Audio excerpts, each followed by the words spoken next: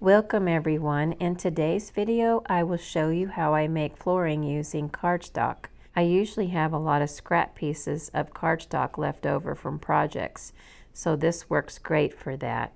Food packaging works really well too if you don't have any cardstock.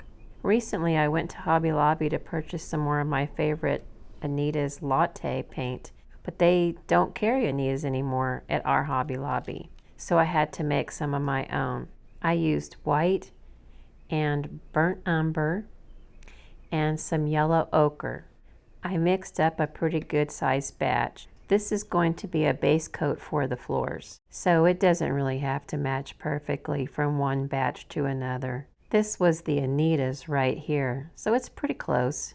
The first thing I did was base coat all of my scrap pieces or a full sheet of cardstock, whichever you're going to use.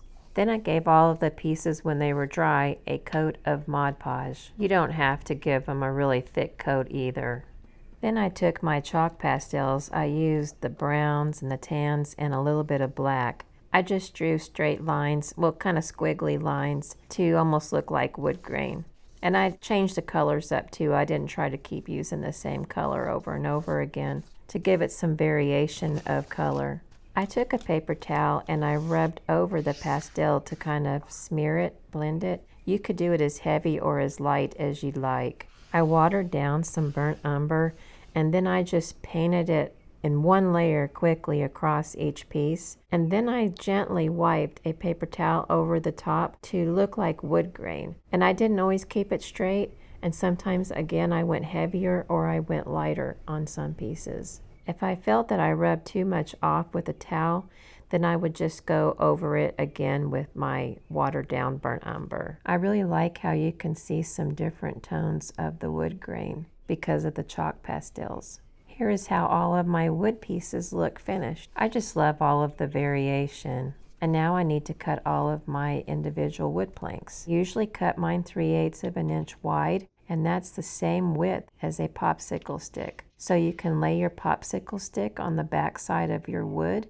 and you can make your marks, and you can trace out and cut your planks that way without measuring. And I just went ahead and traced out my lines on all of my wood pieces and cut them out. I know it may look a little time consuming, but it really does move pretty quickly. And I always try to make extra, so I will have it ready for my next project. You don't have to cut by hand.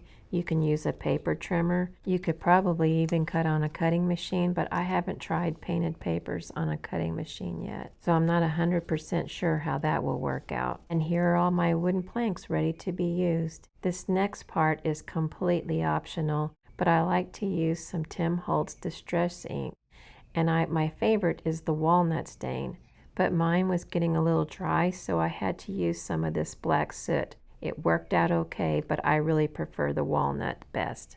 And if you don't want your fingers stained with ink, you might want to wear some gloves too. It washes off fairly easy, so I didn't mind. I used a triangular shaped cosmetic sponge, but I'm sure you could probably use any size of cosmetic sponge. And I'm just wiping some ink down each side of the wooden plank. I feel like when they're all glued together side by side, it kind of gives it a little extra dirt in between. And here's a little tip. Once in a while, cut off the end of the sponge so that it won't make so many of those little crumbs, and be careful not to get them on the floor. Here is how the planks look glued together if you don't do the distress ink, and here's how it looks with it. I think they both look nice. I guess it really just depends upon the project. The reason why I didn't make one large floor for the hotel is I don't want to glue the wall sections over the floor. To prepare my floor pieces for the wood planks, I mix brown and black together and base coat all of the pieces and let them dry. I wanted to try Shira from Queen City Mini's idea about carpet tape, but I don't have any carpet tape, so I have this two-way stick tape, and I'm going to apply this to my floor bases, and then I can apply my planks that way. This is experimental for me because I usually just use Elmers Glue-All and then weight it down with something heavy while it's drying. And now I'm just applying the planks. If you ink the edges of your planks, when you cut them to lay them side by side, you will have to put a little bit of ink on the ends so that they will look uniform. I like the two-way stick tape. It was nice not having to paint glue on. The only thing I didn't like, and carpet tape may not be this way, but this two-way stick tape is a little shiny, and I can see that kind of coming through on some of the crack, between some of the cracks. I tried something different by laying a piece across the front of my flooring first, and then I just laid all of the other pieces coming off from that one. I think I like that look. It really gives it a finished off edge. Thank you so much for watching, and I will see you next time.